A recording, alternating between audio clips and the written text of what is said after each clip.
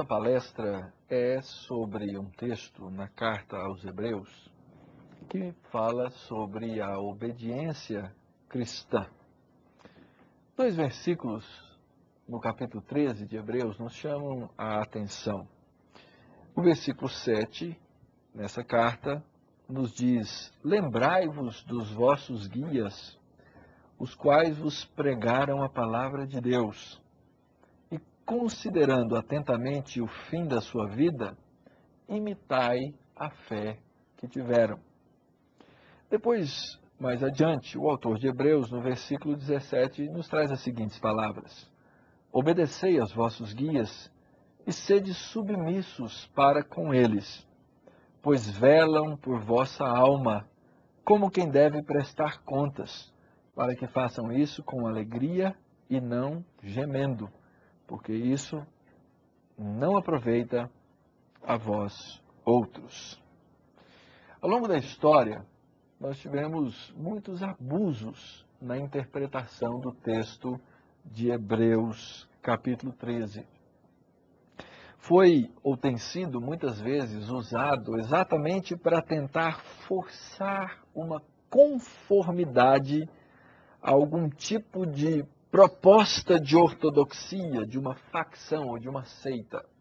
Então o texto por muitos tem sido usado, foi usado na história para dizer: olha, você precisa obedecer a palavra de Deus. E a palavra de Deus diz: obedecei aos vossos guias, e eu sou o vosso guia, logo você me deve plena e ampla obediência em todas as coisas. Aliás, essa palavra obedecer aqui, ela é muito discutida, nós vamos analisá-la mais à frente um pouco, exatamente porque ela vem nessa forma, ou veio nessa forma, na tradução King James, ou na tradução Rei Tiago, e em tempos passados ela era exatamente usada para forçar o culto aos reis, o culto aos bispos, porque essa era a chamada versão autorizada, é a versão que os grandes haviam dito: essa é a boa versão, e agora então vocês nos devem a sua obediência. Um tipo de obediência vertical, inquestionável nessa relação que se estabelece muitas vezes na igreja e que nós já comentamos, que é a relação entre clero e leigos, como se isso fosse exatamente o ensinamento da Bíblia. Mas nós vamos ver agora que não é exatamente assim. Não é esse o espírito e não é essa a intenção, eu creio, do autor aos Hebreus, quando diz: obedecei aos vossos guias e sede submisso para com eles. O que é, então, esse mandamento que nós encontramos aqui na carta aos Hebreus? Ora, a primeira coisa que nós precisamos atentar, e que muitas vezes nós não prestamos atenção mesmo nisso, é que por toda a Escritura nós encontramos mandamentos de várias espécies e nós precisamos entender bem os mandamentos que a Escritura nos dá. Eu gosto de citar um mandamento interessante do apóstolo Paulo, quando ele diz: alegrai-vos no Senhor. A alegria no Senhor é uma ordem bíblica, é um mandamento. E nós temos então que entender o que são essas ordens, o que são esses mandamentos, não é?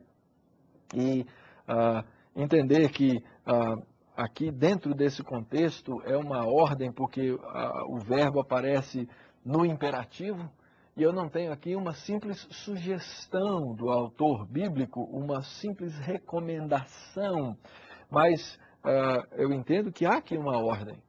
Há um mandamento aqui que nos é dado pelo autor da carta aos Hebreus, e quem quer que seja que está agora recebendo esse mandamento, e qual seja o teor desse mandamento, sabe que a intenção do autor do texto é dar uma ordem.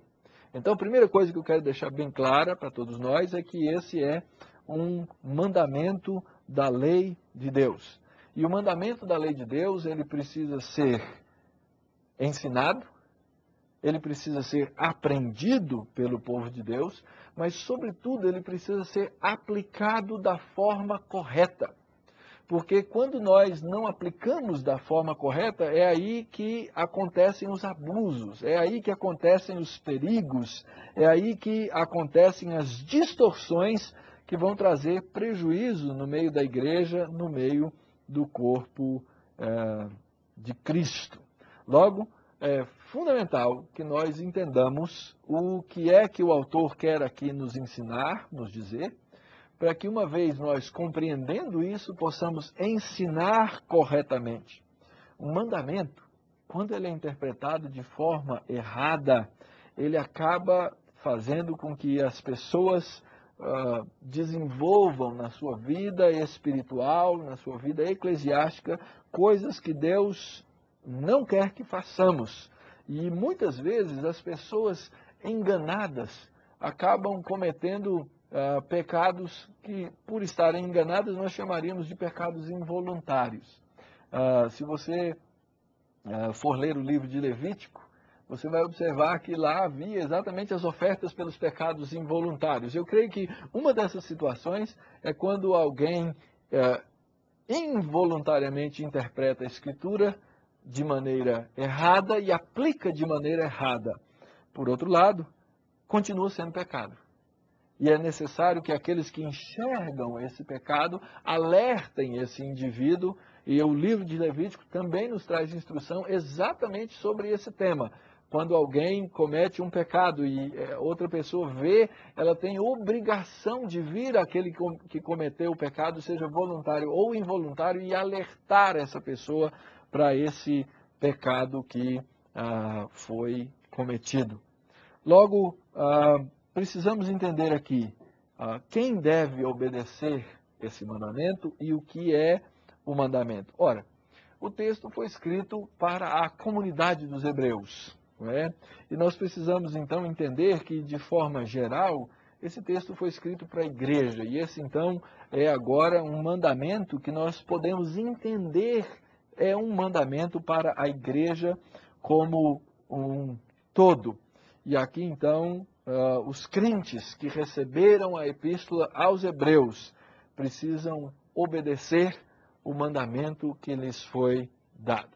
Então eu queria, em primeiro lugar, estudar qual foi a ordem, qual é esse mandamento. A nossa tradução diz assim: obedecei aos vossos líderes. E a pergunta que nós precisamos fazer é: que tipo de obediência é essa? Será que é toda a obediência simples, cega, para todas as coisas que um líder disser, devo eu obedecer pura e simplesmente? E a resposta é não. Claro que não.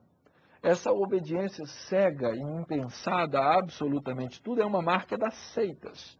As seitas é que fazem esse tipo de obediência e que desenvolvem esse tipo de liderança e usam esse texto e outros textos da Escritura para forçar as pessoas a algum tipo de submissão. Mas o verbo que é usado aqui, por exemplo, não é o mesmo verbo usado por Paulo quando diz: filhos, obedecei os vossos pais. É diferente. É um tipo de obediência, eu creio, aqui, que tem um caráter um pouco diferenciado. A palavra que é usada aqui, ela nos dá a impressão ou a noção de que é uma obediência por persuasão. É uma obediência onde os líderes buscam persuadir os crentes a ouvir a palavra de Deus e responder ao apelo amoroso dessa palavra.